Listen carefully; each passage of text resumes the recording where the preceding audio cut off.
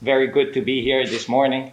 As you know, EBRD was set up at the time to promote the private sector and promote the market system. We believe that the markets can usually regulate the economic processes in a country, but sometimes there is a problem. Sometimes there are certain market gaps. The markets do not function as they should.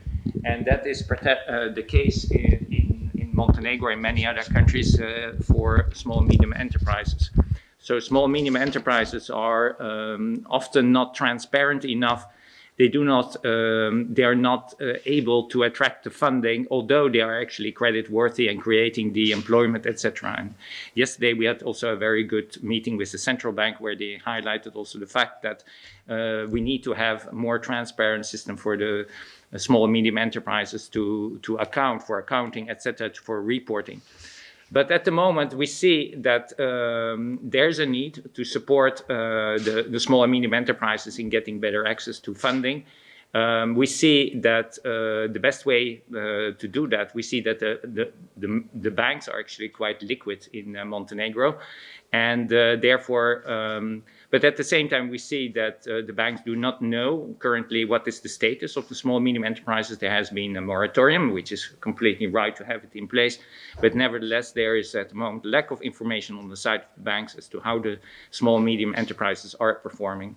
At the same time, we see that the environment is rather volatile. The COVID crisis is still going on.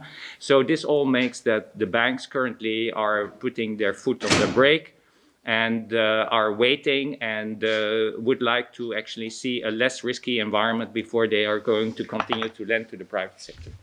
So this is where we came up with the idea to actually de-risk the environment, and one of the ways to do so is by setting up this credit guarantee fund. So this is a very good step forward. Also keeping in mind, of course, that there's a limited fiscal space in the government. So at the same time, we think it's much better to mobilize the funding that's available in the private banking sector for this, instead of getting more loans from international finance institutions and to channel these loans through the Investment Development Fund, which is probably not equipped to handle such a big package of loans to the private sector. So on this basis, I'm very happy that we are today together, put the first stone on this for this foundation of the Credit Guarantee Fund, which will be a very important institution, we believe, for Montenegro in the future. I'm very happy also that we have signed the first technical assistance contract with Crimson Capital.